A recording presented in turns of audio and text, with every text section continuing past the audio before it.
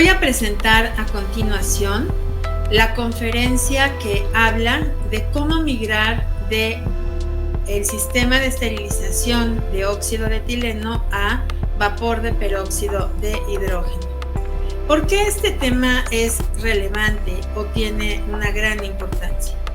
Porque los métodos de esterilización no nada más deben de garantizar la seguridad de la esterilidad, es decir, de poder comprobar que llegamos a un nivel de seguridad de esterilidad de 10 a la menos 6 a través del cumplimiento de parámetros críticos y a través de un proceso validado, es decir, que pueda darnos los datos necesarios para comprobar que sí hubo la muerte de esos microorganismos.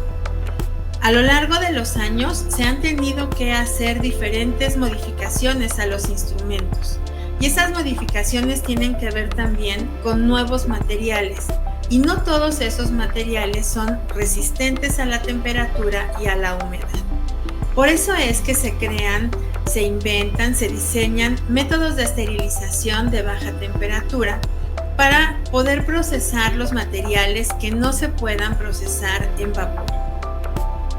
Un método de esterilización, entonces, no solo debe de ser seguro en la muerte del microorganismo, debe de ser seguro también para el medio ambiente, para el instrumento y para una de las condiciones fundamentales con las cuales debemos de, hoy en día, tener un análisis completo de la selección del método que vamos a utilizar, que es la seguridad de la persona que va a operar ese equipo.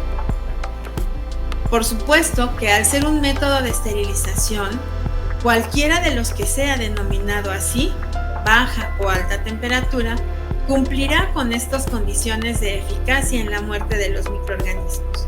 La pregunta es si cumple con condiciones de seguridad para el trabajador, porque no sea cancerígeno, mutágeno o teratógeno. La pregunta también sería si cumple con condiciones de eficacia y eficiencia y de rapidez. Entonces, vamos a hablar de dos métodos de esterilización que ya tienen tiempo y experiencia de uso, uno más moderno que el otro. Pero, ¿cómo podemos hacer un análisis quienes gestionamos las centrales de reprocesamiento para cambiar de un método de esterilización que tiene niveles de toxicidad importantes y que además en su proceso de seguridad para la aireación lleva tiempos muy prolongados a un método de esterilización que puede ser mucho más eficaz en cuanto a la rapidez y en cuanto a la baja toxicidad? Aclarando que todos los métodos de esterilización pueden ser tóxicos porque están hechos para matar microorganismos y los microorganismos son organismos vivos igual que nosotros. Para hablar de este tema, para hablar de cómo migrar del sistema de óxido de etileno a el sistema de vapor de peróxido de hidrógeno, está con nosotros la licenciada Bricia López Ortega. Ella es especialista para Asia y África, además de Estados Unidos, en todo lo que se refiere a los sistemas de esterilización de baja temperatura con vapor de peróxido de hidrógeno para uno de nuestros socios patrocinadores, que es Steris. Le damos la bienvenida para que platique con nosotros de esta tecnología y los beneficios que ella representa para las centrales de reprocesamiento modernas. Bienvenida, Bricia. A esta presentación que se llama Esterilización a baja temperatura del óxido de etileno al peróxido de hidrógeno vaporizado. Mi nombre es Bricia López Ortega, soy la Senior Marketing Manager Steris para la esterilización a baja temperatura y me ocupo de los mercados europeos, Medio Oriente y África. Llevo más de 10 años trabajando en Steris, lo que me hace una experta en el tema y estoy muy contenta de compartir con ustedes los conocimientos que tengo al respecto.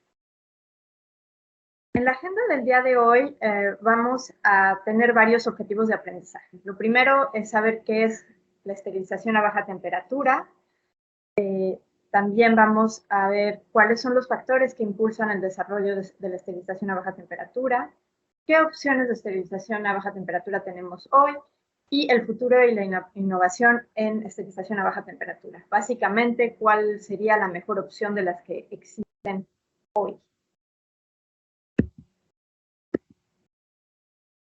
En términos de esterilización a baja temperatura, bueno, no hay una definición exacta, pero podemos considerar esterilización a baja temperatura todo aquel método de esterilización que es inferior a la temperatura de esterilización de un autoclave o de vapor.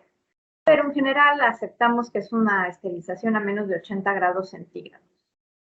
¿Por qué hablamos de esterilización a baja temperatura hoy? Bueno, porque cada vez hay más dispositivos que no toleran la esterilización tradicional a vapor. La mayoría de los dispositivos que llegan hoy a un hospital fueron esterilizados a baja temperatura. O sea, es un método que se usa cada vez más y, bueno, se usa muchísimo en la industria.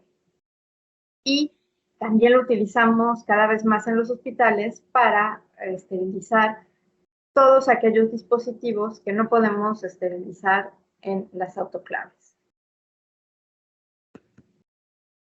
Existen distintos métodos hoy en día en el mercado que nos permiten llevar a cabo una esterilización a baja temperatura en el sector salud.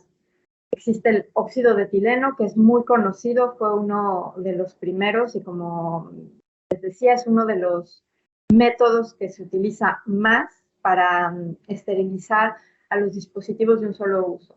De hecho, sigue siendo la técnica que más se utiliza en la industria de los dispositivos médicos y farmacéutica para entregar dispositivos de un solo uso al hospital, no en términos de reutilizables. También existe más recientemente el peróxido de hidrógeno vaporizado. Existen varias formas, con fase plasma, sin fase plasma y con la utilización de ozono también. Otro método que vemos también es el vapor de formaldehído a baja temperatura. Y también y otro más novedoso también, que se utiliza principalmente en la endoscopia, es la esterilización química líquida. Vamos a ver un poco más por qué utilizamos cada vez más la esterilización a baja temperatura. Bueno, si queremos utilizar más las nuevas técnicas que existen hoy en dispositivos médicos, la mayoría de estos nuevos dispositivos presentan características que son incompatibles con la esterilización vapor. Por ejemplo, están hechos de plásticos o otros materiales, quizás componentes electrónicos, que no permiten que puedan ser esterilizados correctamente en autoclave, puesto que se destruirían. También estamos viendo que hay un gran aumento de la población, cada vez hay más población mayor, actualmente 9% de la población mundial, pero este porcentaje va en aumento vertiginoso. En México el 8% de la población es mayor de 60 años, aquí tenemos los datos del INEGI, y se espera que para el 2050 la población mundial de personas mayores de 60 años sea del 16%, o sea, un crecimiento brutal.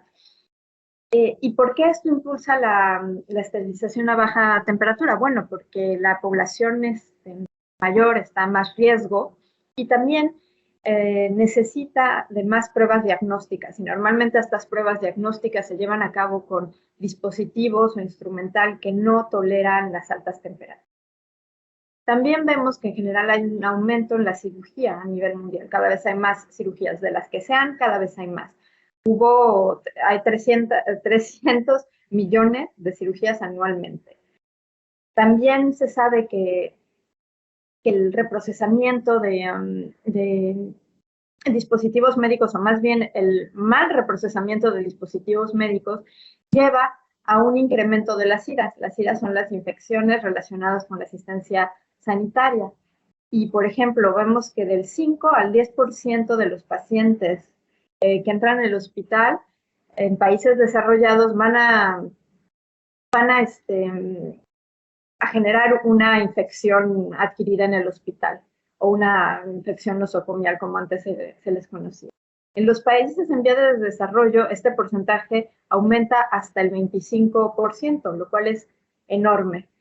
Y en México, los datos de México, se estima que el costo de una infección de un paciente en el hospital es de $12,155. Disculpen, el dato está en dólares porque es la información que así da la Organización Mundial de la Salud. Bueno, como les iba diciendo, el desarrollo de la endoscopia, y principalmente la endoscopia flexible, también incrementa el uso de la esterilización a baja temperatura. Los endoscopios flexibles y la endoscopia en general son dispositivos muy frágiles que requieren esterilización a baja temperatura. También sabemos que la endoscopia últimamente ha estado muy relacionada con infecciones o con brotes que suceden dado el mal reprocesamiento de estos dispositivos. Los endoscopios también son utilizados en las pruebas diagnósticas que se llevan a cabo principalmente en personas mayores para detectarles algún cáncer o algún problema digestivo. Entonces, evidentemente, el aumento de la población mayor va a llevar al aumento del uso de endoscopias y por sí este aumento va a llevar a una mayor necesidad de esterilización a baja temperatura. Y esto va a generar que los hospitales deban plantearse cómo poder satisfacer esta necesidad de reprocesamiento de estos dispositivos que son frágiles y que no pueden ser tratados en métodos tradicionales.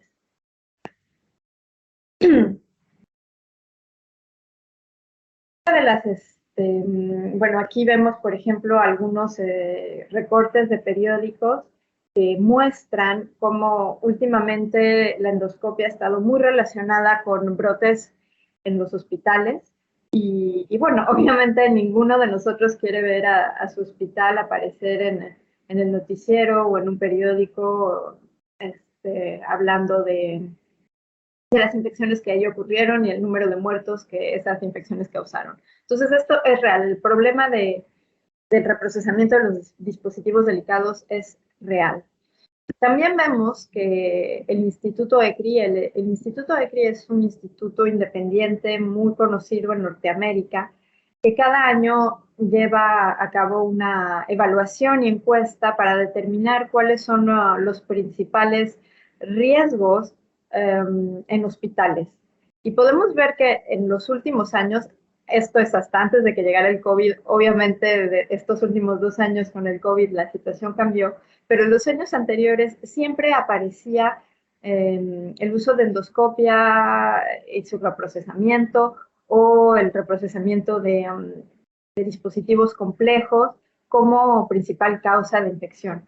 Esto también es dado porque en general estos dispositivos complejos que no pueden esterilizarse en autoclave, normalmente han sido tratados con alta desinfección, porque esto corresponde a dos situaciones. La primera es que muchas veces los hospitales no están equipados de tecnología de esterilización a baja temperatura, entonces siguen aplicando una desinfección de alto nivel. Y también porque las guías actuales se basan en la clasificación de Spalding. Spalding es un doctor estadounidense que en los años 60 hizo la matriz que podemos ver en la diapositiva, en la cual clasifica los dispositivos médicos según el grado de desinfección o esterilización que deben tener. Entonces, por ejemplo, los dispositivos que solo entran en contacto con la piel son considerados como no críticos y solo se requiere un lavado o desinfección baja. Luego, los dispositivos que entran en contacto con las mucosas y las membranas son considerados semicríticos y el reprocesamiento de estos dispositivos se recomienda la desinfección de alto nivel. Finalmente, tenemos los dispositivos que entran en contacto con las cavidades estériles o con la sangre y ellos son clasificados como críticos y requieren esterilización. Pero en los últimos años hemos estado viendo que quizás esta clasificación ya no es tan válida. Para empezar, porque los dispositivos médicos que existían en los años 60 no son los mismos que existen hoy. Por ejemplo, en un principio la endoscopia no solo se utilizaba para ver, por ejemplo, y ahora cada vez se utiliza más la endoscopia para hacer biopsias. Cuando hacemos una biopsia ya estamos hablando de contacto con la sangre o con cavidades estériles.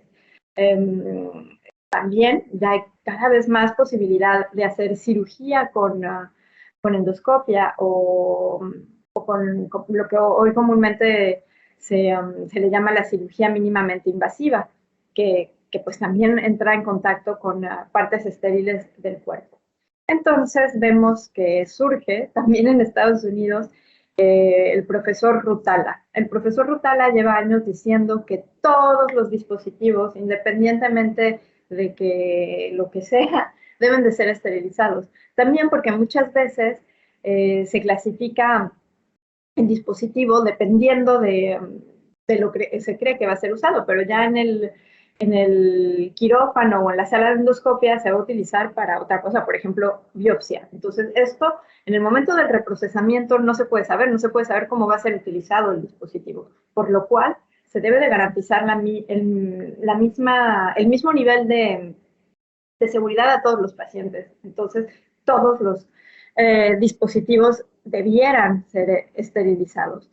Esto lo llevó a muy alto, a la más alta esfera de decisión al respecto en Estados Unidos, que es la agencia AMI.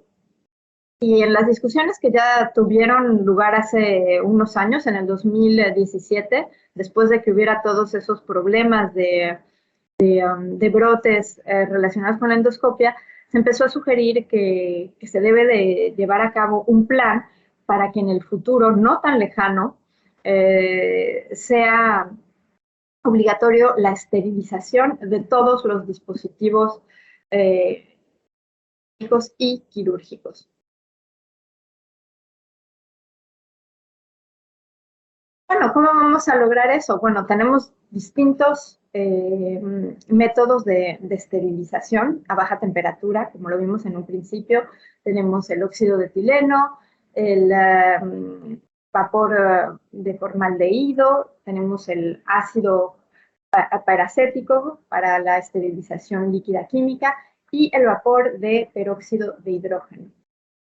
Todas estas distintas modalidades de esterilización tienen ventajas y desventajas, que como podemos ver en la diapositiva, están designadas con diferentes colores. El verde significa que tienen muy buena calificación en ese aspecto y el rojo que no lo hacen tan bien. Los criterios que aquí se presentan es la seguridad, tanto para el paciente como para el usuario y el medio ambiente, como para la siguiente característica es el tiempo de ciclo, muy importante porque cada vez queremos ciclos de esterilización más rápido porque los dispositivos en los hospitales son muy caros y un hospital no puede permitirse tener muchos ejemplares de un dispositivo que cuesta quizás millones de pesos. También es importante la compatibilidad, que podamos esterilizar todo lo que queremos esterilizar en la central de esterilización con este dispositivo de baja temperatura. La capacidad, queremos que podamos esterilizar todo lo que queremos esterilizar en el tiempo necesario. La instalación, que no requiera mucho esfuerzo, que no requiera trabajo extra, que no requiera costos extras para la utilización. Y también, finalmente, no tan importante, que no requiera un embalaje específico. Considerando estos temas, el óxido de etileno en seguridad no lo hace muy bien. ¿Por qué? Pues porque el óxido de etileno está considerado como una sustancia nociva y dañina para el humano si no se controla bien, si está bien controlada, pero por eso hay que tener mucha atención, bueno, y que no entra en contacto el usuario, no es tanto, por eso tiene una nota media. El tiempo de ciclo es muy largo, ahí tiene una nota pésima, en términos de esterilización a baja temperatura es el que tiempos de ciclo más largos tiene. La compatibilidad muy buena, ahí sí se lleva a todas las metodologías que estamos aquí presentando. En términos de capacidad no es muy buena. Los esterilizadores de óxido de etileno que se utilizan en hospitales no tienen una capacidad tan grande, es menor a la de las autoclaves. Instalación también media porque se requiere un lugar específico, se requiere monitorización, se requiere equipos de aeración, etcétera, etcétera. No es simplemente el equipo y la conexión eléctrica. En embalaje también es bueno porque no se requiere nada específico. En el formaldehído la seguridad muy mala, principalmente porque no se puede garantizar que los dispositivos queden completamente libres de formaldehído. Es un coagulante que puede fomentar la creación de biofilm. Biofilm es esta capa que se puede generar en los dispositivos médicos como una coagulación que es después imposible de penetrar, pero que dentro del paciente se puede desprender y crear infecciones, por lo cual el formaldehído es verdaderamente la tecnología que aquí se considera como siendo la menos óptima en términos de seguridad. También cabe resaltar que dadas estas situaciones, en Estados Unidos la FDA no reconoce el formaldehído como técnica de esterilización, simplemente no se utiliza. Y hay otros países en el mundo donde se ha prohibido su utilización. Por ejemplo, Francia prohibió ya desde los años 70 la utilización de formaldehído como método de esterilización para dispositivos médicos. En tiempos de ciclo, más o menos, dura entre 4 a 5 horas el ciclo, dependiendo de la temperatura que se utilice. Compatibilidad buena, sin embargo, el ciclo de esterilización por formaldehído utiliza humedad, lo cual lo va a hacer incompatible con aquellos dispositivos que sean intolerantes a la humedad, por ejemplo, componentes electrónicos o yo qué sé. Capacidad muy buena, los sistemas de formaldehído tienen una cámara muy buena, equivalente al tamaño de una autoclave. Instalación pues mal, porque necesita las mismas utilizaciones que la autoclave, llegada de vapor, de agua, mucha agua y drenaje. Embalaje bueno, tiene buena compatibilidad. Luego cuando vamos con el ácido paracético, en términos de seguridad muy buena, en general es vinagre, o sea, no crea ningún daño para el humano, no se le conoce que sea cancerígeno o que cause algún daño a largo plazo a los usuarios, simplemente en su contacto a cantidades grandes y altas concentraciones puede causar irritación, pero nada que sea permanente. Tiempos del ciclo rapidísimo, menos de 20 minutos, los dispositivos están estériles. Compatibilidad más o menos, porque como es una esterilización líquida, los dispositivos que no se pueden sumergir o que son intolerantes a la humedad no pueden esterilizarse con esta tecnología. Capacidad mala porque solo se puede esterilizar un dispositivo a la vez. La cámara, que es muy pequeña. Instalación media porque se necesita una llegada de agua y drenaje. Embalaje pésimo porque aquí los dispositivos deben de ser utilizados inmediatamente, ya que después del ciclo de esterilización los dispositivos no están empaquetados. Entonces, es una esterilización que se le llama justo a tiempo. Se esteriliza y se usa inmediatamente. Finalmente tenemos el peróxido de hidrógeno vaporizado o el BH2O2, que en términos de seguridad es muy bueno, pues es agua oxigenada. Entonces, al final del proceso, lo único que vamos a tener es agua y oxígeno. No se le conoce ningún riesgo a largo plazo en contacto con los humanos, no es cancerígeno, no es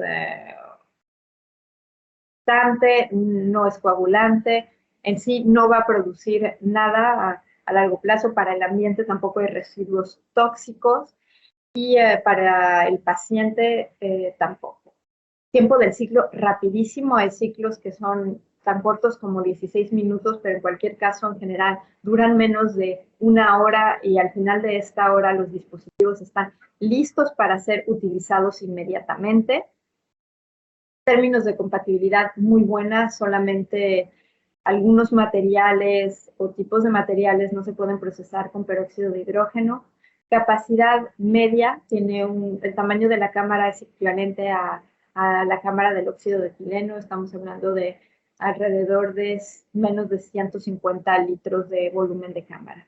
Instalación es la mejor porque solo se requiere electricidad, no se requiere nada más, simplemente una conexión eléctrica. Y embalaje más o menos porque sí requiere de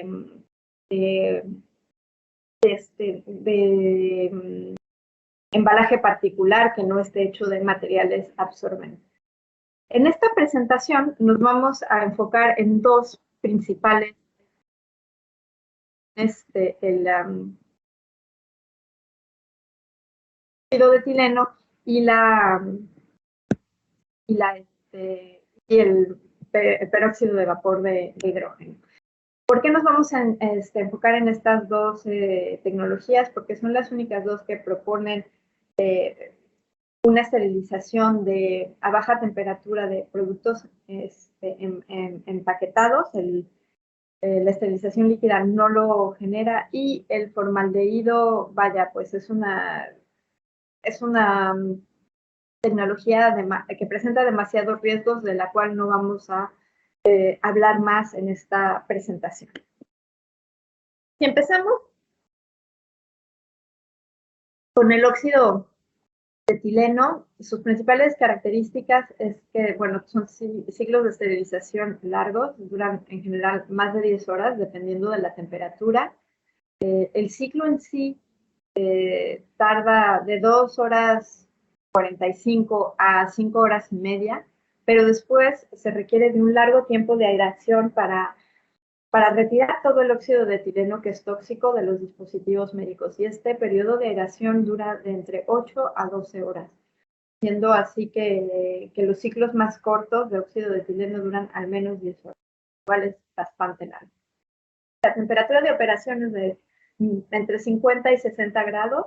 A veces hay temperaturas menores, pero el tiempo de aireación será mucho mayor. Es un esterilizante extremadamente eficaz. Hay muchos estudios que demuestran su efectividad.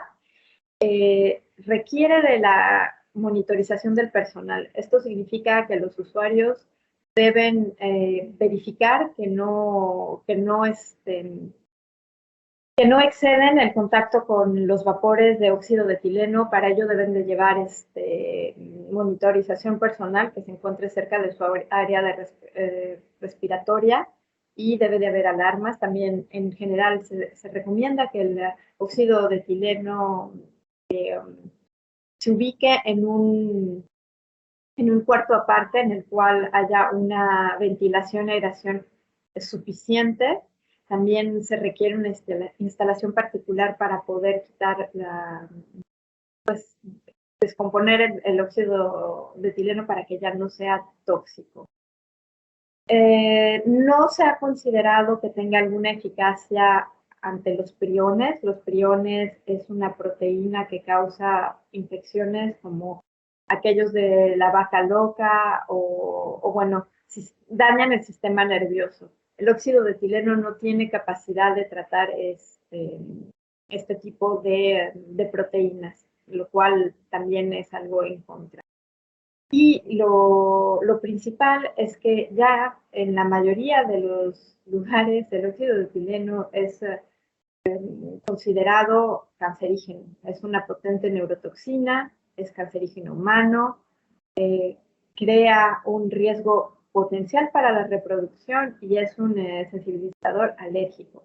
Además, la exposición crónica puede resultar en una toxicidad significativa del sistema nervioso y además, si estamos expuestos a óxido de etileno en grandes cantidades, va a causar la disminución de la conciencia y edemas pulmonares. Entonces no es tan, digamos, no, a mí no me gustaría trabajar en un ambiente donde hay mucho óxido de etileno.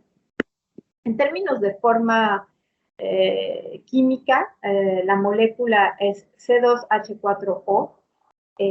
Cuando llega al hospital, llega en forma líquida y es transparente, indoloro.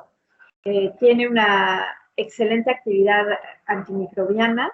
Su manera de actuar es la aniquilación, lo cual quiere decir que aumentamos el hidrógeno en las moléculas, creando así que no se puedan reproducir y no puedan hacer sus... Eso es el principio de la aniquilación. Es potencialmente peligroso para el usuario y el paciente si no se maneja con precaución, y también es considerado un contaminante peligroso y tóxico para el aire, o sea que no, en términos de medio ambiente, no es la mejor opción el óxido de ahora vemos, también, pues precisamente por esto ha llevado que el óxido de etileno, su utilización esté muy regulada y restringida en algunos lugares. Por ejemplo, en California ya se prohibió su uso.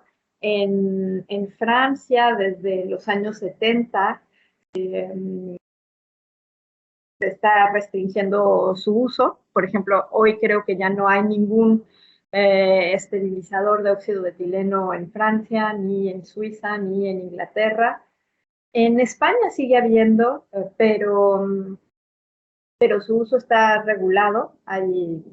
Se pueden ver aquí, hay pautas que precisan cómo se debe de utilizar y los límites de exposición, y también que resaltan el riesgo para el usuario principalmente. Entonces, en general, en Europa del Este ya no se ven muchos equipos de óxido de etileno, muy pocos. En algunos países de Europa del Este se sigue utilizando, como en los antiguos países del bloque soviético, también en algunos países de África. Pero en Europa del Oeste o Europa del Norte ya no se ve óxido de etileno y se ha dado más paso a otras tecnologías más modernas, como son precisamente el vapor de peróxido de hidrógeno, que vamos a ver ahora. Y bueno, ¿cuáles son las principales características de la esterilización a baja temperatura por peróxido de hidrógeno? La principal y la más conocida es que los ciclos de esterilización son muy rápidos, van de 16 minutos, que es rapidísimo, a 55 minutos, una hora, los más largos. La temperatura en general es menor de 60 grados, lo cual es muy aceptable para los dispositivos que requieren o que son intolerantes a las altas temperaturas. Hay mucha literatura que ha utilizado que ha estudiado el peróxido de hidrógeno y lo ha comprobado como siendo un esterilizante extremadamente eficaz. No se necesita monitorización del personal ni ninguna instalación particular. Es compatible con un largo rango de materiales y además, contrariamente al óxido de etileno, el peróxido de hidrógeno sí tiene capacidad para inactivar priones, esas proteínas de las que les hablaba que afectan el sistema nervioso. En términos de fórmula química, el peróxido de hidrógeno está compuesto de 2 átomos de hidrógeno y de 2 de oxígeno. Transparente e inodoro, es un agente oxidante antimicrobiano. Aquí el método de esterilización va a ser la oxidación.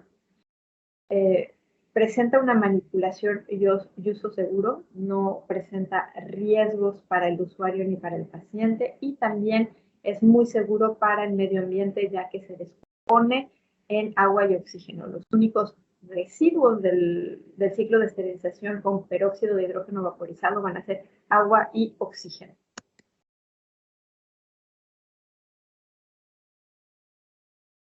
Dentro de los esterilizadores a baja temperatura que utilizan peróxido de hidrógeno vaporizado hay tres tipos. Hay quienes utilizan plasma, los que no utilizan plasma y los que utilizan ozono. En todos los casos, el peróxido de hidrógeno va a llegar al esterilizador de forma líquida en concentraciones que van del 50 al 59%. Ya dentro del esterilizador, la concentración en algunos casos cambia. En cualquier caso, lo que cabe resaltar es que aquellos sistemas de peróxido de hidrógeno vaporizado que utilizan plasma o ozono, utilizan estos dos elementos únicamente para ayudar a la eliminación del peróxido de hidrógeno de la carga. En ningún momento el plasma o el ozono están esterilizando. El único agente que está esterilizando aquí es el peróxido de hidrógeno. El plasma y el ozono solo están ahí para ayudar a la eliminación de peróxido de hidrógeno. La esterilización por peróxido de hidrógeno vaporizado es segura para el usuario, el paciente, los dispositivos y el medio ambiente. En términos de seguridad mecánica y eléctrica, todo ha sido analizado de manera de estar conformes con los requerimientos actuales, las normas internacionales, además de asegurarnos de que hay niveles de gas seguros, pues que no hay ningún gas. No hay residuos tóxicos en los dispositivos, esto está comprobado con pruebas que se hacen en acorde al estándar ISO 10993. También no hay residuos para el medio ambiente, simplemente agua y oxígeno.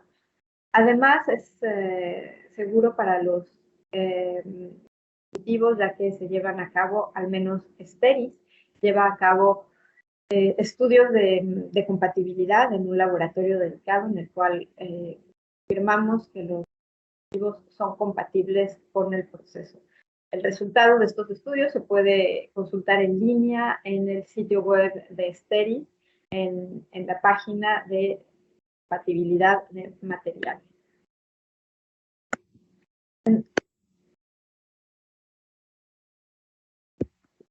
En términos de los esterilizadores Vipro, que es la marca que comercializa STERIS, las principales características son que utiliza la tecnología VHP, que significa Vaporized Hydrogen Peroxide. Es una patente que existe desde el año 1979 y el cual plaza a STERIS como el pionero en la esterilización de peróxido de hidrógeno. Es un sistema que va junto, el esterilizante que se llama Vaprox y el equipo. Los ciclos son versátiles, hay 4 ciclos distintos que permiten esterilizar cualquier configuración de dispositivo médico, ya sea dispositivos sin cavidades o endoscopios flexibles con canales o endoscopios rígidos con canales. Todo está diseñado de manera a que se pueda esterilizar cualquier tipo de dispositivo que se quiera esterilizar en una central de esterilización del hospital. Es compatible con una amplia gama de materiales y es principalmente óptimo para esterilizar dispositivos que son intolerantes al calor o a la humedad. La temperatura del ciclo es de 50 grados y también funcionan a una presión muy baja, casi absoluta. Presentan un perfil seguro, no requiere ninguna instalación específica. Básicamente son lo que en inglés se le llama plug and play. Se conecta el esterilizador a la electricidad y se puede empezar a utilizar inmediatamente. No se necesitan ni tuberías, ni desagües, ni suministros de aire, ni cualquier otro requerimiento, ni ningún área específica en la que se instale. Y vienen con una gama completa de accesorios.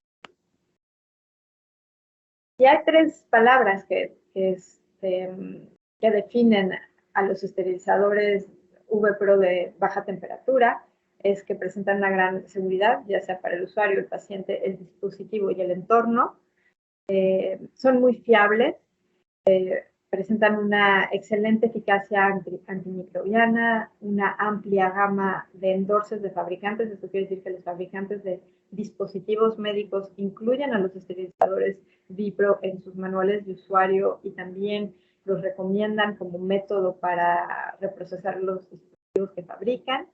Y también son muy fiables, quiere decir que casi nunca va a haber ciclos abortados o interrumpidos por fallos. Presentan un muy alto rendimiento, tienen los ciclos más rápidos del mercado, les decía, puede ser hasta de 16 minutos, también hay la más grande versatilidad de configuración de dispositivos médicos que han sido validados y también tienen la mayor capacidad dentro del ámbito de los esterilizadores que utilizan peróxido de hidrógeno. Ahora nos referimos al esterilizante que utilizan los esterilizadores Vibro, que es el Vaprox HC. Se ha estudiado, aquí se ve la bibliografía muy pequeña, pero ahí está, como esporbicida, tuberculosidicida, bactericida, virucida, fungicida y, como les decía, también presenta la inactivación de priones. Hablando de la inactivación de priones, una de las características de los esterilizadores VPRO es que son los únicos que tienen una validación independiente. En este caso, el Instituto Británico de Estándares acreditó a los esterilizadores Vibro como eficientes para la inactivación de priones en todos los modelos y en todos los ciclos. También hay mucha literatura y estudios independientes que comprueban esta eficacia para inactivar priones. Aquí les dejo la bibliografía completa de todos los estudios que han sido publicados en revistas científicas y que comprueban la eficacia antimicrobiana y también prionicida de los esterilizadores. Ahora, bueno, ya vimos todas las diferentes características de la esterilización por óxido de etileno y por peróxido de hidrógeno vaporizado. Ahora estaría bien que viéramos cuáles son las ventajas que presenta la esterilización por peróxido de hidrógeno vaporizado. Para empezar, la duración del ciclo. Ahí no hay comparación. Un óxido de etileno va a tardar más de 10 horas. En general, los ciclos estándares que se ven hoy en el mercado duran entre 13 y 24 horas. En cambio, los ciclos con peróxido de hidrógeno duran en menos de una hora. La ventaja que esto da a las instituciones de salud es que va a permitir una rotación rápida de los dispositivos y, por ende, va a mejorar el inventario de los hospitales. Los hospitales no necesitarán tener tanta diversidad de equipos médicos porque podrán ser reutilizados más rápidamente. No tendrán que inmovilizarlos durante un día y en solo una hora estarán esterilizados. Y eso es muy importante porque en general lo que cuesta más caro en un hospital no es tanto el método de esterilización, pero los dispositivos médicos. Hay algunos endoscopios que cuestan más de $100,000. O por ejemplo, si hablamos de robótica, que está muy de moda, la robótica de Da Vinci, también son equipos extremadamente caros que no pueden estar inmovilizados un día entero para su esterilización. En términos de seguridad, los esterilizadores de peróxido de hidrógeno no requieren monitorización ni del usuario ni control del aire. En cambio, cuando se utiliza la esterilización por óxido de etileno, sí se requiere la monitorización. Y esto es porque el peróxido de hidrógeno no genera ningún residuo tóxico y tampoco es peligroso para el usuario. Si hablamos por el número de ciclos que se pueden hacer al día con un equipo de óxido de etileno, solo se pueden hacer 1 o 2 ciclos máximo. En cambio, si se tiene un esterilizador de peróxido de hidrógeno, se pueden hacer de 12 a 48 ciclos diarios. La ventaja es brutal. Esto significa que se necesitará solo un equipo de esterilización para reprocesar lo mismo. Recuerden que el tamaño de la cámara es más o menos equivalente entre un esterilizador de óxido de etileno y un esterilizador de peróxido de hidrógeno. En términos del costo por esterilizante, no sé cuáles sean los precios en México, en Estados Unidos o en Europa. Un ciclo de óxido de etileno cuesta alrededor de $8 y uno de peróxido de hidrógeno 12. Sí, el costo es mayor del esterilizante, pero hay otros costos que se ven reducidos. Por ejemplo, hay una mayor productividad, hay ahorro en el equipo de monitorización que no es necesario para el peróxido de hidrógeno. También si se utiliza peróxido de hidrógeno se requiere de menos espacio. Entonces, todo esto va bajando el coste total, menos mantenimiento, etcétera, etcétera. En términos de obsolescencia, bueno, el óxido de etileno cada vez es menos usado por las principales razones que hemos venido dando, porque uno, ya se ha comprobado que es peligroso para el usuario, es peligroso para el medio ambiente. Hay algunas partes del mundo que ya restringieron su uso a únicamente algunos casos. Como les comentaba, en algunos estados de Estados Unidos ya está prohibido. En otros países, por ejemplo, en Francia o en Suiza, solo se acepta si no existe ninguna otra alternativa. Y bueno, y también el coste, porque hoy en día lo que más cuesta a un hospital es el dispositivo médico, no tanto el proceso de esterilización, y un hospital hoy no puede permitirse tener un inventario de 10 equipos que cuestan más de $1.000.000. Eso es imposible, nadie puede pagarlo. Y sin embargo, el peróxido de hidrógeno sigue desarrollándose muchísimo, hay muchísima investigación que se está realizando. Los fabricantes de dispositivos médicos cada vez más trabajan con empresas como nosotros para garantizar que los dispositivos puedan ser esterilizados con peróxido de hidrógeno. Entonces, es, digamos, verdaderamente la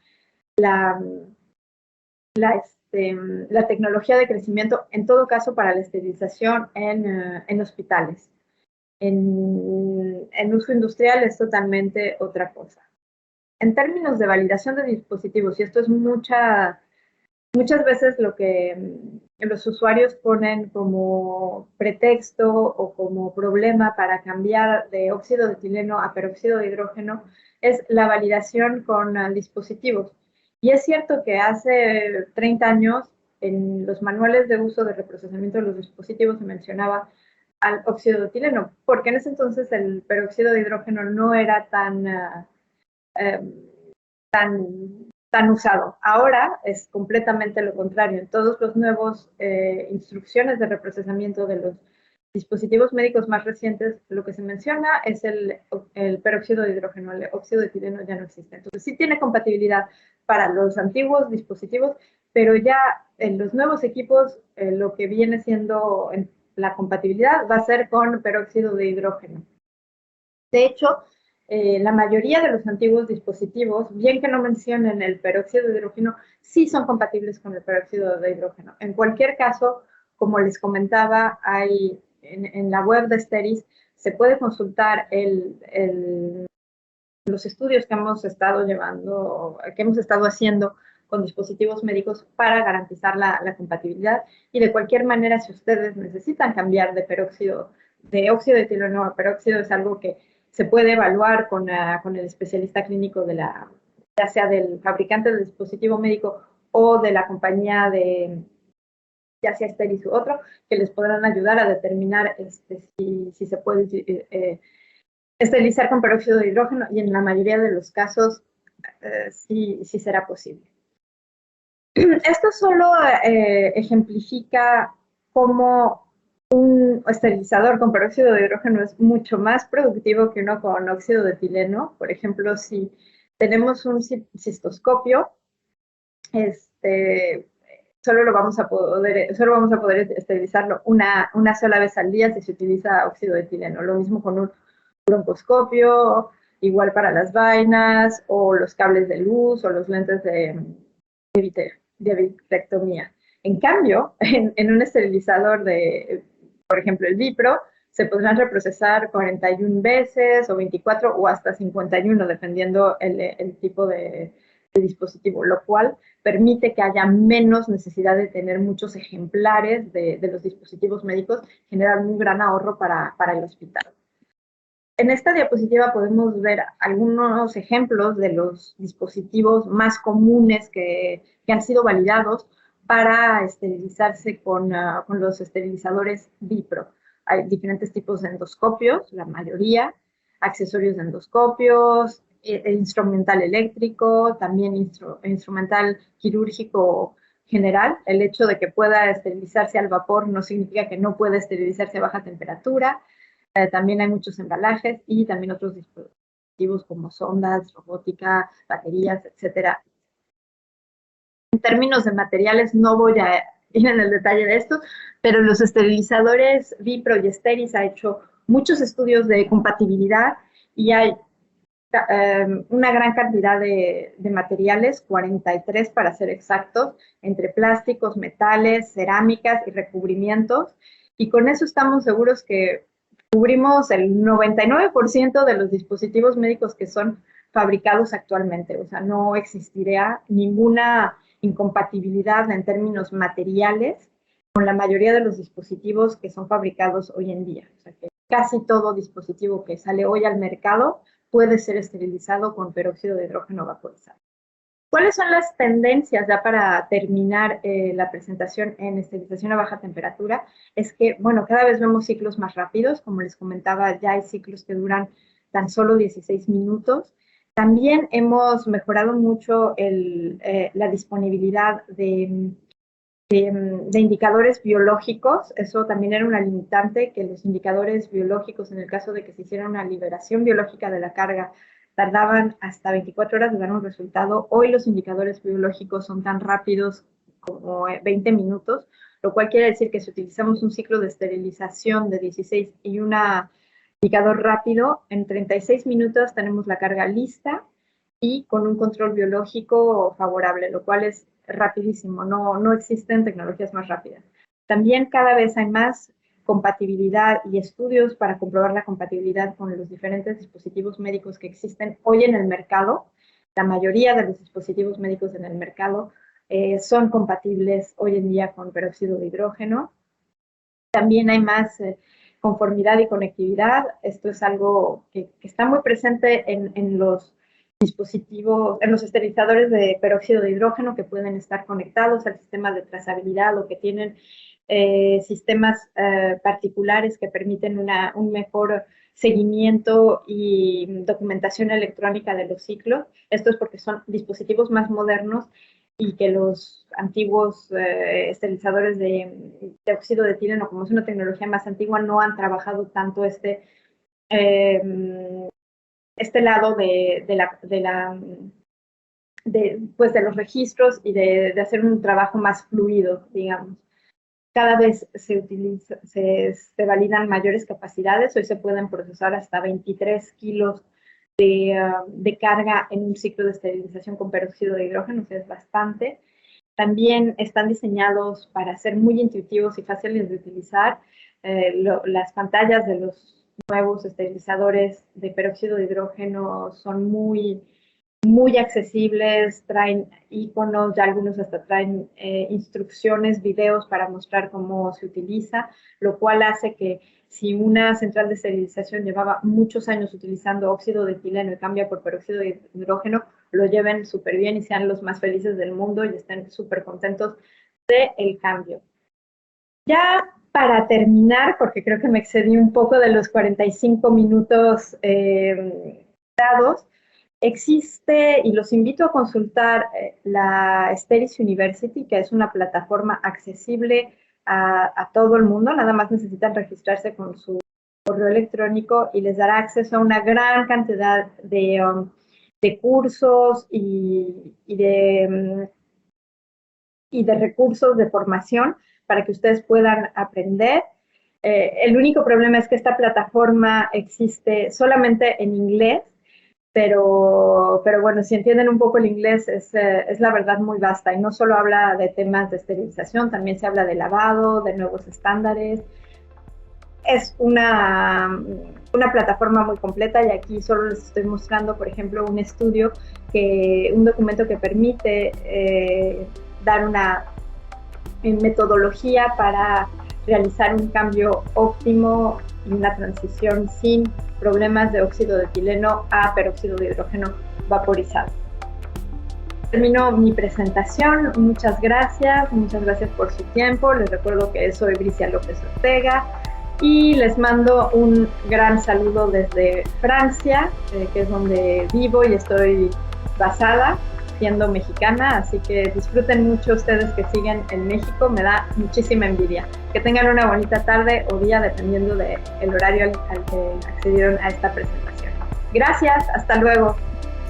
Bueno, pues una vez que Bricia ha concluido su exposición, me parece que tenemos elementos para poder participar y orientar a nuestras autoridades en los hospitales sobre la seguridad en los métodos de esterilización, la economía en los métodos de esterilización y algo muy importante que es la rentabilidad de estos equipos. ¿Cómo puedo producir más con la misma cantidad de equipos para hacer más eficiente mi central de esterilización?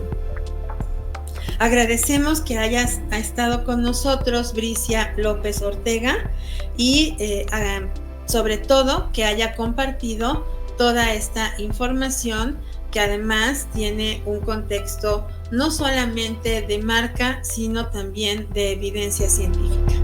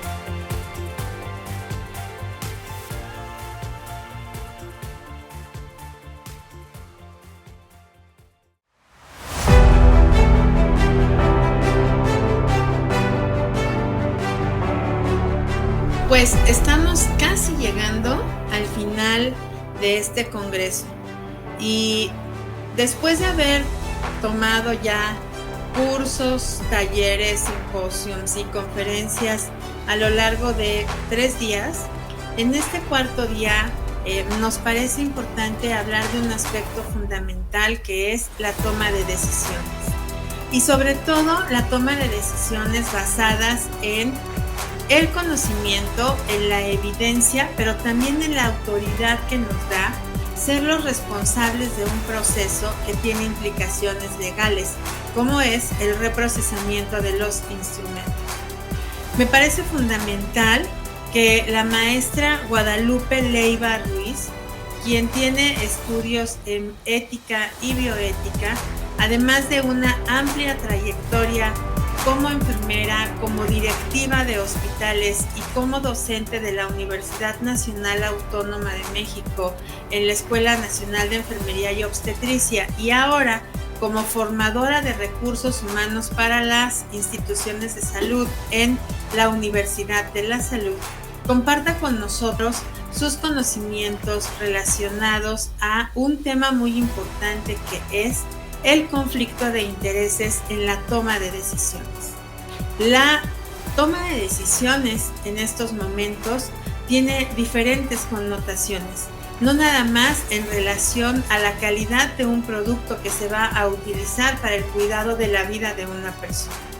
También tiene connotaciones éticas, morales, legales y por supuesto que no pueden estar regidas solamente por la recomendación de una empresa que tiene intereses particulares. Un profesional de la salud y un servidor público deben de estar por fuera de eso, muy por arriba de tomar una decisión únicamente basados en lo que la industria dice. Es nuestra responsabilidad ir más allá. Por eso, este tema es de vital importancia ya casi en el cierre de nuestro evento. Maestra Leiva, muchas gracias por estar con nosotros, por compartir su experiencia. Le doy la bienvenida y la dejo con nuestro auditorio.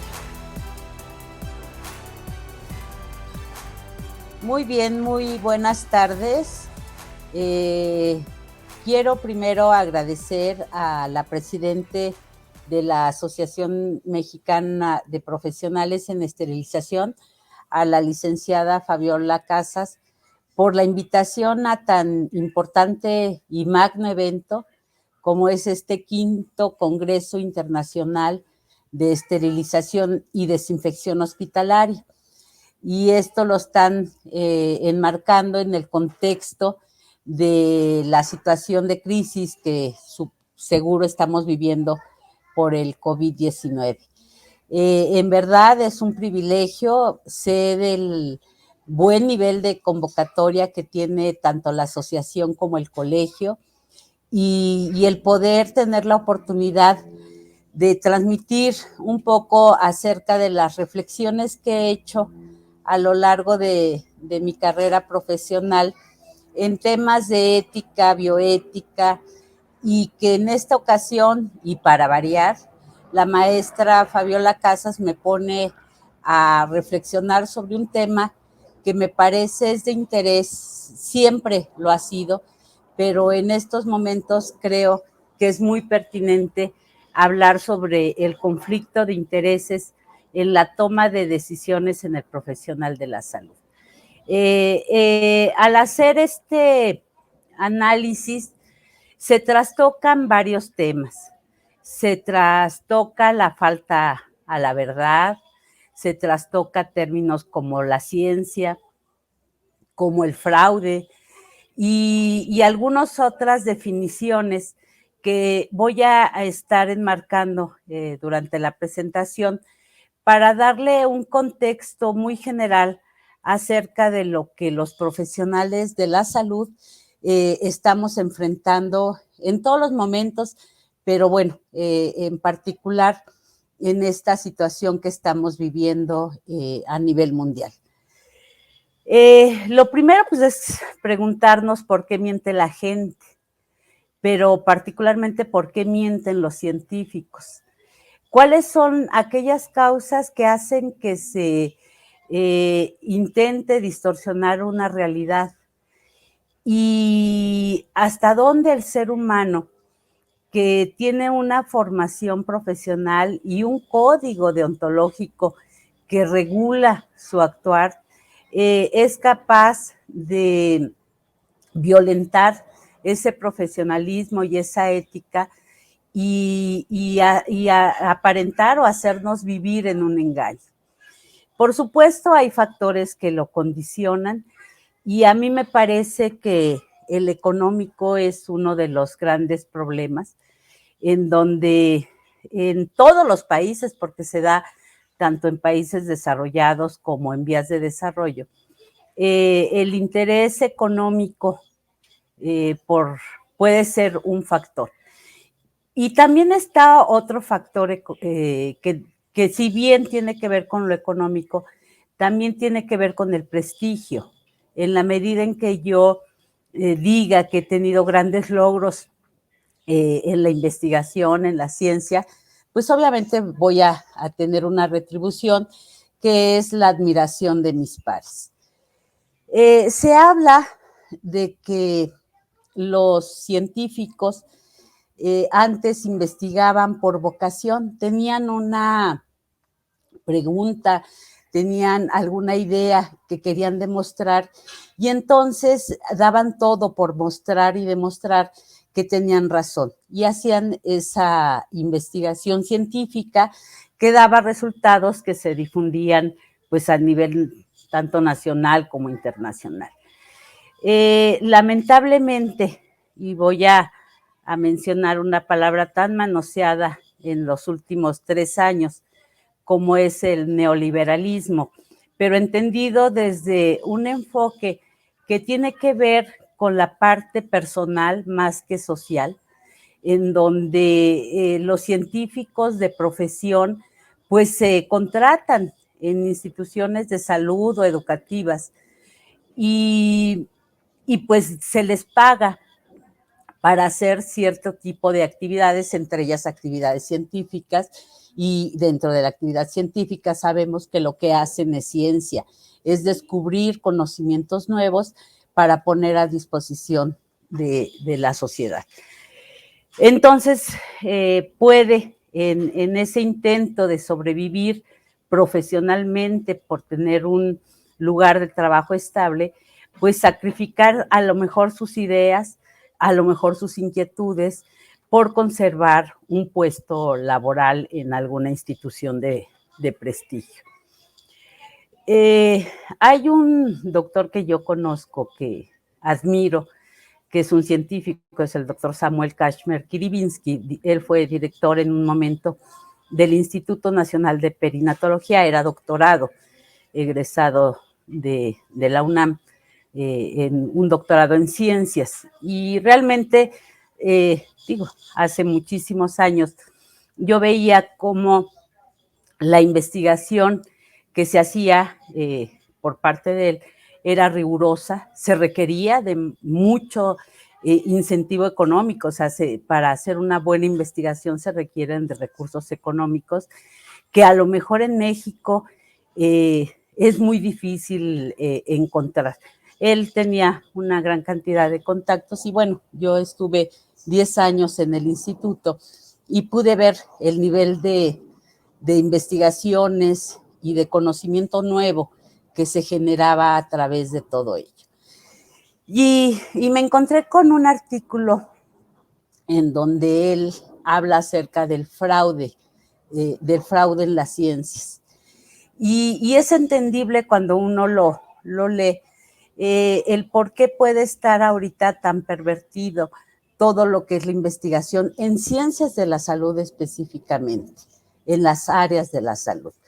Son muchos millones de pesos que se invierten para generar investigación en las instituciones. Y mucho de ese dinero se genera, pues ni modo, a través de la industria, a través de la industria farmacéutica y de muchos otros que nosotros podemos encontrar como un aliciente a las investigaciones. Y en su artículo él menciona que pueden cometer fraude, pues, personal profesional que está en la clínica, investigadores, y también trastoca a algunos docentes o académicos, porque al final del día las universidades, una de sus funciones es justamente la docencia y la investigación. Y el fraude lo considera la Real Academia Española como una acción contraria a la verdad. O sea, es faltar a la verdad y, por supuesto, a la rectitud. Pero en ese tipo de fraudes, pues perjudica no solo a la persona a la que se le somete a un tipo de investigación, sino también a las sociedades. Si ustedes revisan los fraudes científicos que recientemente se han denunciado, pues encontramos en todas las áreas, y el área de la salud no es la excepción, y encontramos pues graves daños que se han cometido a través de este engaño. Es muy fácil observarlo cuando se mezclan mentiras con la ciencia, y eso está mucho en los productos milagro, en donde toman grandes verdades científicas para promover un producto, pero que en esa promoción, si bien es cierto, uno lee el artículo científico, no se lee ninguna investigación rigurosa a la cual se haya sometido a la población que está tomando pues ese producto milagro. El doctor Kashmer menciona que el fraude en medicina es todavía más peculiar, porque para que se pueda engañar en verdades científicas, pues se requiere de una formación, se requiere de tener elementos cognitivos y la pericia para poder hacer un engaño. Y eso, pues, nos da muestra de lo terrible que esto puede ser. O sea, es algo que está perfectamente diseñado y perpetrado para engañar tanto a los pares como a las personas y a las sociedades. ¿Cuándo nos enfrentamos a conflictos de intereses en la toma de decisiones? Pues nosotros, como personal profesional de la salud, pues estamos trabajando bajo evidencia científica. Entonces, nosotros vamos aplicando los conocimientos que se van generando en el caso de la esterilización, pues todo lo que tiene que ver con la industria que genera estos insumos para las centrales de equipos, para el quirófano, y lo hacemos con la tranquilidad de que los productos que estamos ofreciendo son realmente en beneficio de las personas a las que les proveemos un servicio. Hay conflicto de interés porque muchas de las investigaciones que se hacen, les decía yo, a través de la industria que genera estos productos. Y la industria, pues, ellos venden y ellos tienen perfectamente identificado cómo pueden influenciar a las personas mediante varios procedimientos, como el ir aceptando algunos beneficios de la industria. Y entonces se empieza a normalizar estas pues actividades que genera la industria, como el llevar obsequios, como el dar incluso algunos beneficios en congresos internacionales, nacionales, donde se les pagan a los profesionales de salud para que asistan. Y se normaliza y se menciona, ¿no? Que muchas veces dicen, pues yo no le hago mal a mis pacientes si recibo estas atenciones. Sin embargo, estas dádivas que son recibidas, finalmente tienen una influencia porque el comportamiento humano está perfectamente estudiado y cuando yo recibo un regalo o un beneficio, pues siento esa necesidad de compensar a través de mi lealtad hacia las personas que me lo están dando. Hay algunos aspectos que se han estado ya viendo, porque esto no es nuevo, esto tiene muchos años, y yo insisto, no solamente pasa en países como México, en Europa, en Estados Unidos, en varios países, se está pues señalando y se está definiendo un conflicto de interés en muchos de los integrantes de estas comunidades. ¿Qué es lo que se está haciendo? Bueno, pues se hacen comités de ética para que se puedan estar, por un lado, autorizando las investigaciones, justamente ver que no haya conflicto de intereses, quiénes son los que van a pagar estas investigaciones, y aunque sea la industria, evitar al máximo que haya sesgos en los resultados. Y entonces esos comités vigilan, regulan las investigaciones y orientan pues acerca de algunas consecuencias que puedan tener en caso de que exista un conflicto de interés. Hay otro aspecto que es importante también empezar a visualizar, que es la denuncia. En las instituciones de salud muchas veces podemos observar cierto tipo de actividades inadecuadas por parte de los propios directivos, de los administrativos, en donde se sabe que compran cierto equipo o material a cambio de algunas donaciones que incluso pueden ser y llegar a ser personales, ¿no? El facturar por cierta cantidad y se desvían recursos hacia sus cuentas personales. Entonces, me parece que la denuncia es otro elemento que debemos de ir incorporando. Si no, nosotros no podemos ser partícipes de este tipo de actividades que lesionan tanto mi actividad profesional, porque al final del día yo soy la que instauro los tratamientos o administro los medicamentos e incluso, bueno, pues en el caso de ustedes son las que realizan los procesos y los procedimientos en esterilización y que puedan estar dañando a las personas. Entonces, me parece que el denunciar, el señalar irregularidades es una buena forma de mediar estos conflictos. Y como siempre, y yo les digo que tengo años formándome en el ámbito de la bioética y de la ética, y lo muy importante es la solidez con la que yo construyo mi conciencia moral.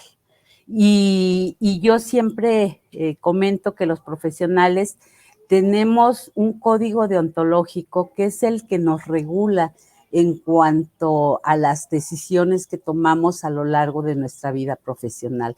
No tenemos que construirlo, sino simplemente interiorizarlo.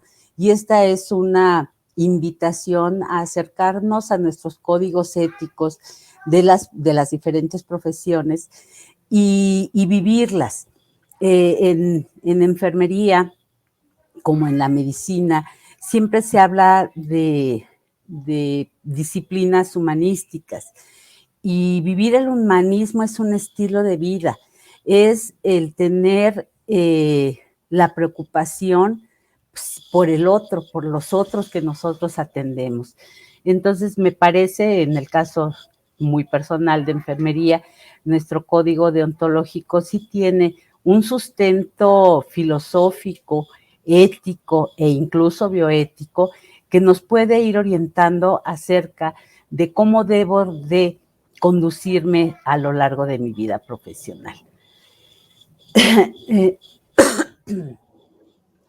¿Cómo mediar también los objetivos? Bueno, los conflictos de intereses. No debemos de perder nuestro objetivo final, que siempre es mirar por el bienestar de los pacientes. Si nosotros perdemos de vista esto, que nuestra esencia es la persona que está enfrente de mí, a la cual yo le voy a administrar o suministrar el cuidado profesional, pues siempre deberá de prevalecer en mi toma de decisiones el bienestar y evitar al máximo el daño hacia el otro. Yo ya les comentaba hace un momento que la industria conoce perfectamente el comportamiento, o sea, la mercadotecnia es toda una disciplina que se encarga justamente de conocer cuáles son las formas, las maneras que tenemos de vender un producto. Y yo les hablaba ya de que una regalía produce en quien la recibe una situación psicológica especial, y esto lo sabe la industria. Pero todavía más allá de esto, en que yo voy a generar cierta lealtad hacia quien me regala, también tengo que pensar que cada regalo que yo recibo, cada dádiva que a mí me da la industria, no la paga el laboratorio, no la paga la empresa que me la da, la va a pagar al final del día la institución de salud o la persona que compra ese producto, porque las empresas no pierden. Entonces, todo ese tipo de regalos que puedan estar brindándole a los profesionales de la salud, al final del día lo va a estar pagando la persona que consume esos productos. Y a mí me parece que eso nos debe de ir deteniendo. La industria sabe perfectamente y tiene muy bien estudiado que si ellos hacen publicidad a través, por ejemplo, de eventos académicos, esto lo puse y es de hace 10 años, yo espero que ya no suceda, de otro país, porque aquí en México no quise poner, pero muchos eventos académicos llevan las marcas de los productos. Y eso está demostrado que cada que ellos invierten en una actividad académica, en una jornada disciplinar, en un congreso internacional, inmediatamente después del evento académico se impactan sus ventas. Y quiere decir que este marketing que ellos hacen, pues les está dando resultados. Nosotros no podemos tampoco darle la espalda a las empresas, ese no es el punto. El tema aquí es regularnos, o sea, en un evento académico debemos de separar lo que es la transmisión de ese conocimiento científico, imparcial, que no tiene ningún sesgo con el de la industria. Ellos tendrán allá sus stands y podrán difundir los productos que ellos venden, pero sin trastocar esta parte que debe de ser totalmente imparcial. ¿Cómo mediar también conflictos de interés? Bueno, se habla de que muchos profesionales de la salud, por ejemplo, en el ámbito de la farmacología, más allá de recibir el conocimiento por revistas científicas o por congresos, la información que tienen o la actualización que tienen es por lo que les dan los agentes que promueven estos productos farmacéuticos. Nosotros debemos de tener una relación, una actividad basada en la evidencia científica y no podemos, si con todo lo que les he estado diciendo y sabemos que puede haber sesgos en la información que se nos proporciona, yo no puedo, hasta no comprobar a través de investigaciones científicas publicadas en revistas indexadas, si lo que se me está diciendo, tengo que contrastar la información y no asumirla como verdadera de lo que me dice la industria en lo general, que vende productos para la salud. Y aquí entro a un tema que me parece que es muy importante. Si nosotros debemos de basar nuestras actividades cotidianas en el basándonos en evidencia científica, y sabemos que la investigación cuesta y cuesta mucho dinero, y sabemos que México está invirtiendo cada vez menos en investigación. Entonces vamos a consumir la investigación científica que producen otros países. Para todas las profesiones, si ustedes hacen una búsqueda exhaustiva en revistas indexadas que dan garantía de que se somete a todas las investigaciones entre pares, se ve que la metodología científica sea rigurosa, que no haya conflicto de interés, y bueno, nos da esa certeza.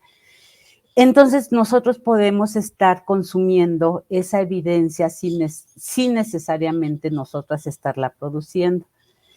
Y para eso se requiere tener conocimientos de la metodología de la investigación, la metodología científica rigurosa.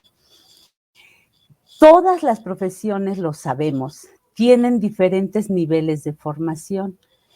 Un licenciado en medicina, en derecho, en arquitectura, en ingeniería, lo que sabe es ser y hacer para lo que tiene licencia. Si yo cuento con una licencia, con una licenciatura de enfermería, quiere decir que soy experta en el cuidado profesional. Pero hay otros niveles de formación y está la especialidad donde el que sabe hacer en lo general una actividad profesional, haya una inclinación hacia un área específica del conocimiento de su disciplina y se especializa en esa área, como puede ser la esterilización, que ya existen algunos especialidades, incluso algunas maestrías que se ofrecen a los profesionales que tienen un interés en esa área. En la maestría, lo que se enseña es justamente eso, a realizar investigación científica con una metodología rigurosa. Y se hace en este nivel de formación, pues investigaciones que cumplan con estos requerimientos. ¿Quiénes deberían? Y por eso aquí me detengo, porque en el caso específico de las enfermeras con maestría, son ellas las que deberían de estar en las instituciones de salud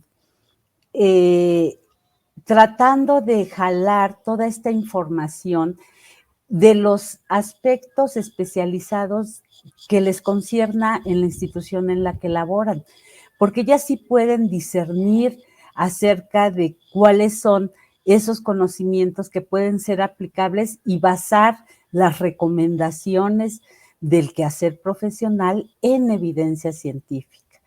Y bueno, ya están los doctores, que en todas las profesiones lo que hacen es ciencia nueva. Ellos se dedican a la investigación y generan conocimiento nuevo que nutre a la propia disciplina de la que se trate. En ese sentido, yo les pongo un ejemplo. Si yo, como se hace en la mayoría de las personas, quiero investigar sobre algo, pues está el Google, ¿no? Y yo, por ejemplo, hice este ejercicio. Dije, a ver, me voy a Google y busco estudios científicos en esterilización de instrumentos médicos. En menos de un segundo, en 0.61 segundos, el Google me arrojó 930,000 referencias de lo que encontró en este tema en particular.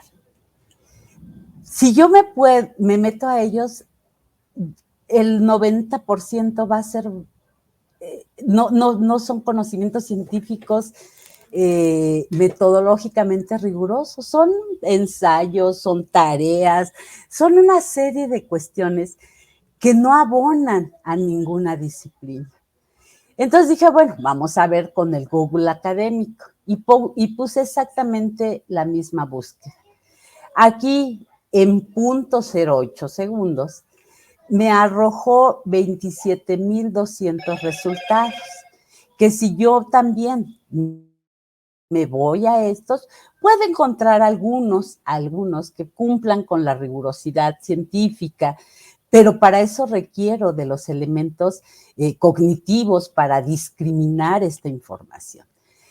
Y luego me fui a Latindex, que es una revista indexada, que es una revista que ya cuida que lo que ahí se publica realmente cumpla con algunos requerimientos. Es una revista de investigación científica, es cuatrimestral, es mexicana, tiene algunos títulos en español, la tienen en línea, es indexada y tiene sus abstracts, o sea, sus resúmenes, y es de acceso abierto. Y, por ejemplo, yo puse estudios científicos en esterilización de instrumentos médicos y tuve 0 resultados. ¿Por qué? Porque ya una revista indexada, lo que necesitamos es tener elementos metódicos para hacer búsqueda avanzada. Y entonces es aquí donde los que hicimos una maestría y nos enseñaron a hacer investigación,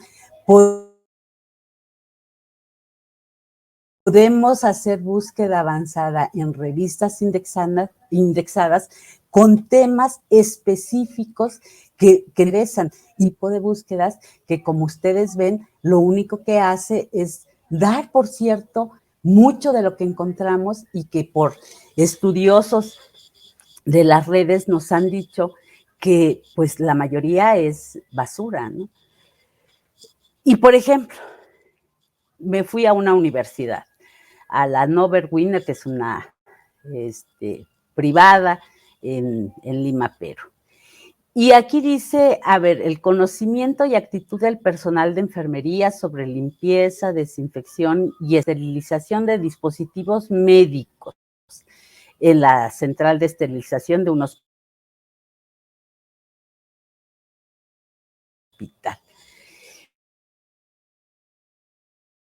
Y en el resumen realmente se trata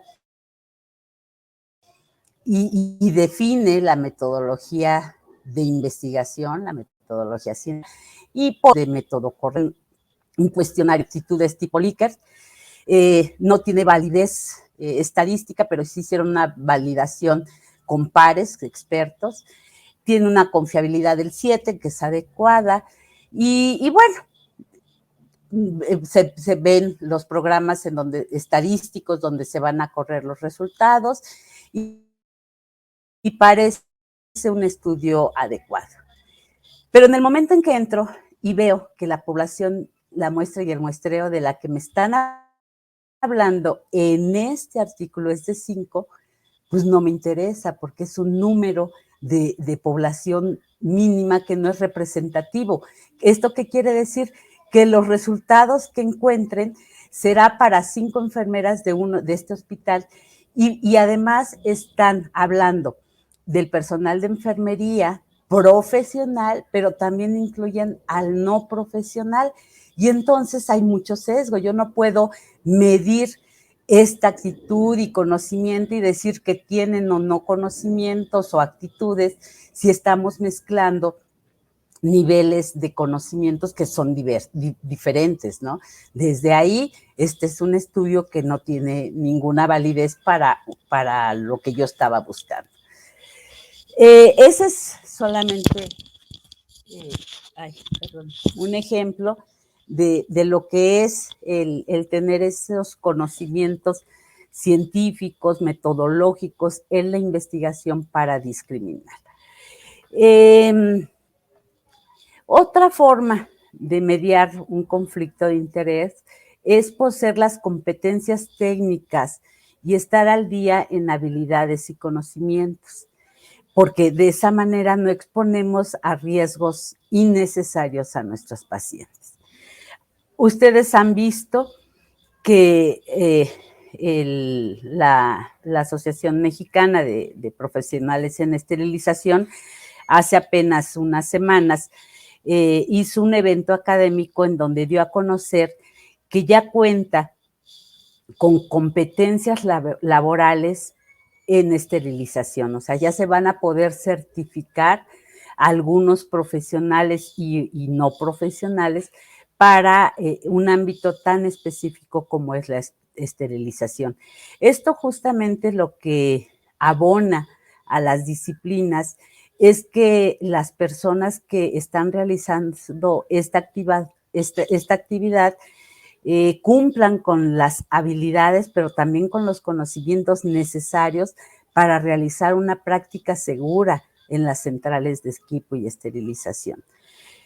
Y también hay una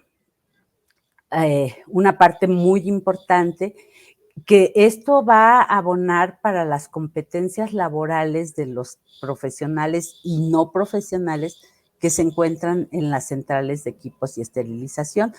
Pero no hay que olvidar que también la certificación profesional tiene otras contribuciones y eso lo que hace es que permite garantizar que el profesional que se certifica profesionalmente y con sus pares está garantizando la actualización de sus conocimientos. En todas las ciencias el conocimiento caduca y tienen un aproximado de cada cuánto un profesional debe de estar mostrando evidencia de que cuenta con cursos, diplomados, a lo mejor algunas especialidades o maestrías, que permite garantizar que la práctica que realiza es segura porque está actualizando sus conocimientos. Para el caso de las ciencias de la salud, se reconoce que cada 5 años un profesional tiene que estar evidenciando que ha estado manteniendo ese nivel de actualización en sus conocimientos. Yo si me atreviera a atender un paciente con los conocimientos con los que egresé, seguramente lo estaría poniendo en riesgo. Entonces hay que tener un nivel de conocimientos adecuado y actualizado con competencias técnicas suficientes y, sobre todo, tener condiciones de honradez e integridad intelectual. No podemos tener a un profesional íntegro si no tiene los conocimientos, pero también los aspectos regulatorios en cuanto a su ética profesional. Y bueno, aquí les pongo una revista, por ejemplo, que encontré hablando de que podemos estar consumiendo conocimientos científicos o evidencia científica de otros países, y este es un ejemplo, ¿no? De la revista de Cronos, que tiene dentro de su ámbito de conocimientos en la enfermería, la enfermería quirúrgica, y es una revista indexada, está en Latindex, en la Biblioteca Española, y bueno, tiene algunas características que la pueden hacer certera para poder encontrar información. También hay mucha información en revistas norteamericanas en donde el nivel de conocimientos en inglés pues requiere cuando menos de la traducción de textos en inglés, que es lo que se pide en muchas maestrías. Hay otro autor que habla también acerca de el conflicto de interés en los resultados de investigación biomédica.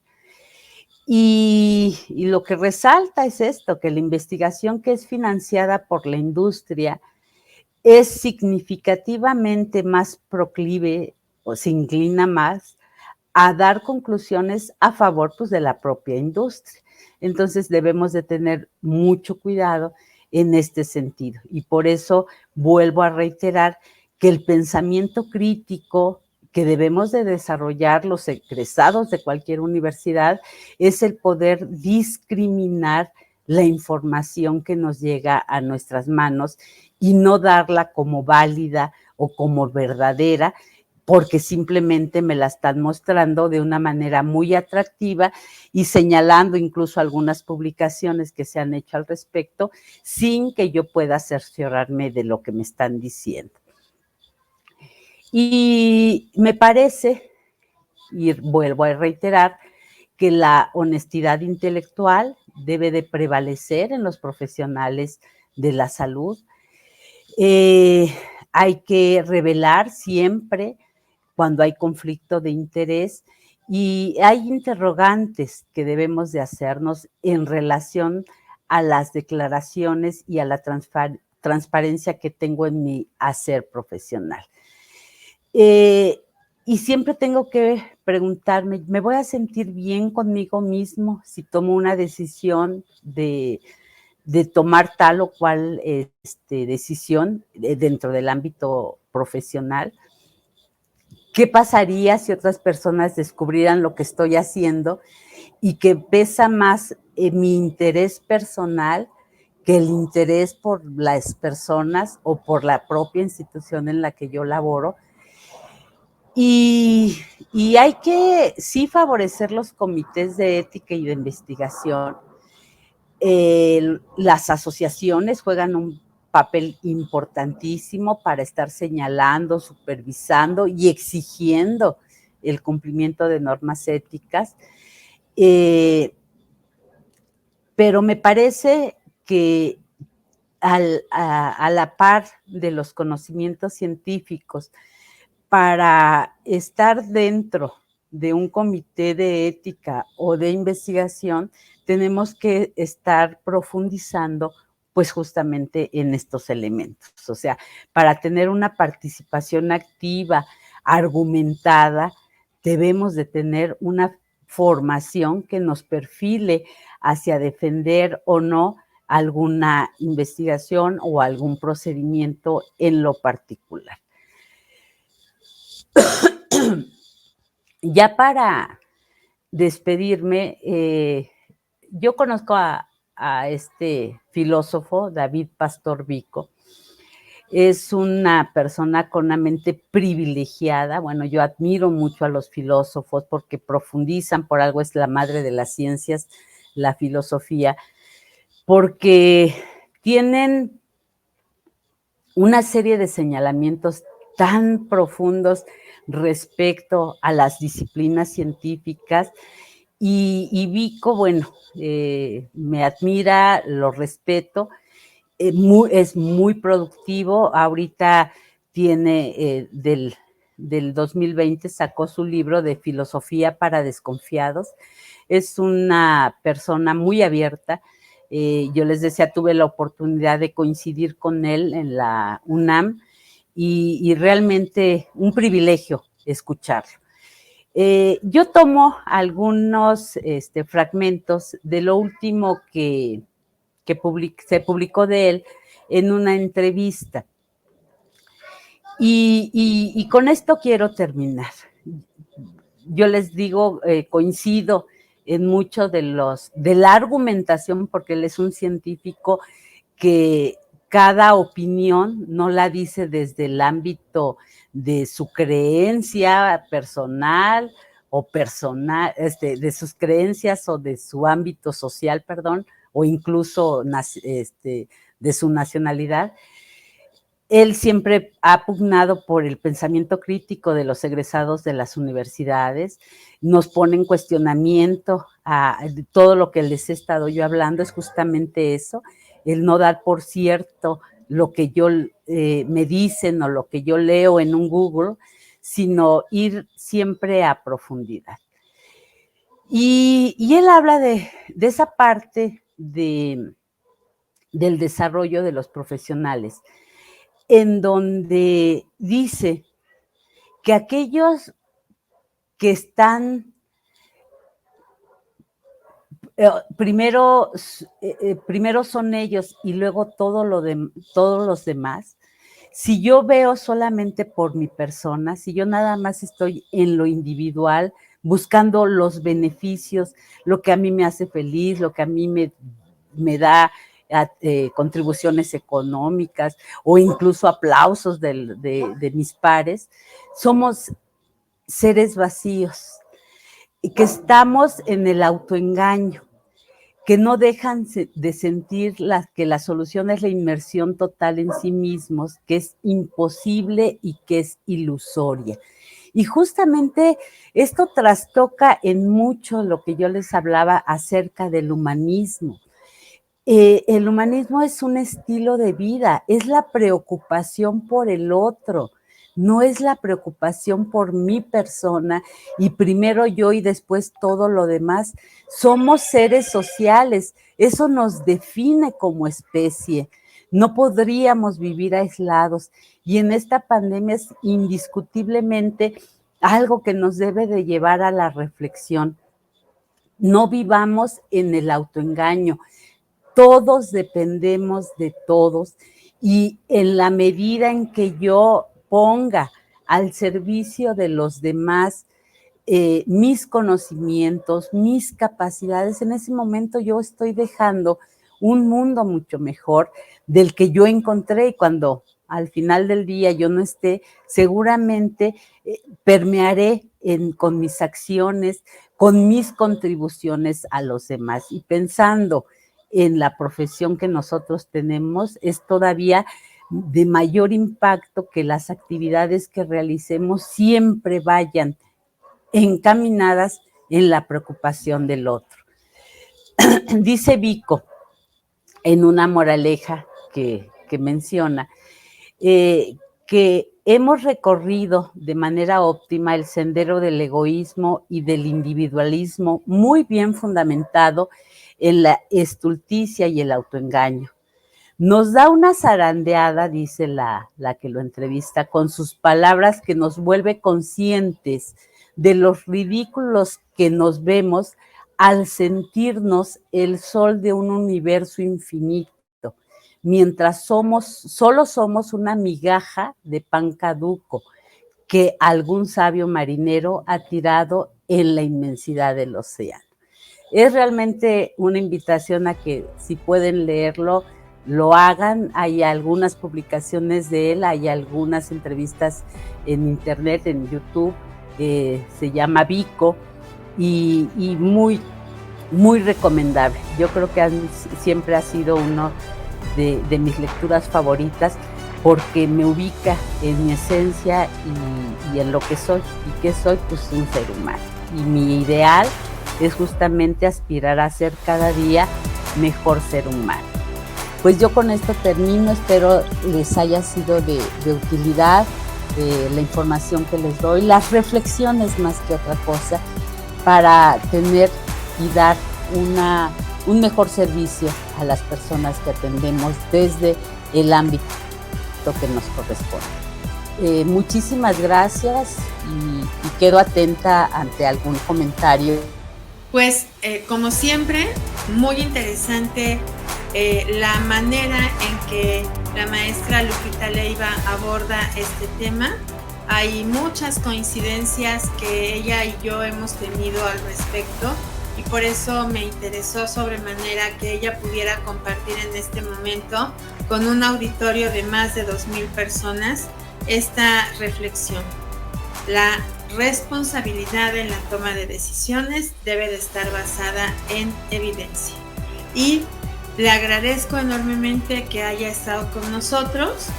Es una persona que ya ha participado en otros eventos educativos de la asociación y por supuesto que es de nuestro mayor interés seguir contando con su presencia. Muchas gracias y hasta la próxima, maestra.